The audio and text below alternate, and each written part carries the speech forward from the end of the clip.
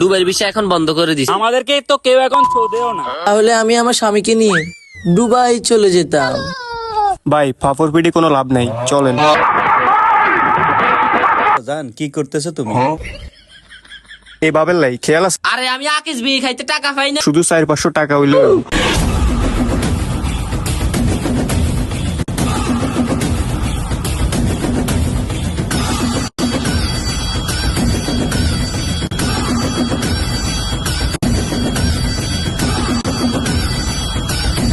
মাহিম ভাই, এখন তো আমাদেরকে কেউ খায়ও না। আমাদেরকে তো কেউ এখন ছোদেও না। আরে বাইরে কইলাম মেয়ে নিয়ে ভিডিও করতে। ভাই দেখি এখন কিছু বলেও না। ভাই আমি তো টিকটকার, আমি কিছু বলি? চুপ।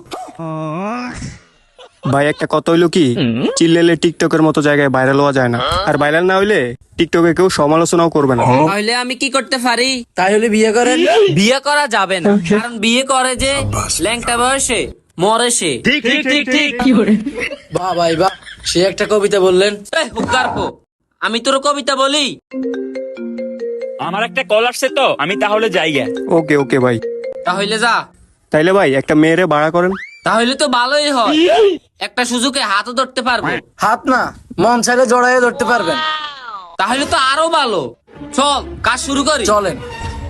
তাহলে মেয়ে পাবো কই? আরে ভাই ভাই কি কয়, মেয়ের কোনো অভাব নাই, শুধু 400-500 টাকা হইলো। আরে আমি আকিস বিয়ে খাইতে টাকা পাই না। ভাই আমার কাছে একটা উপায় আছে। কি উপায় বল? তাইলে চলেন রাজার কাজ শুরু করি। ভাই আগেও তো করতেন। এই, সব জায়গায় মিশা কথা বলা উচিত না। হাসা কথার ভাত নাই, মিশা কথার ভাতের অভাব নাই। ভাই ফাফর পিটি কোনো লাভ নাই, চলেন।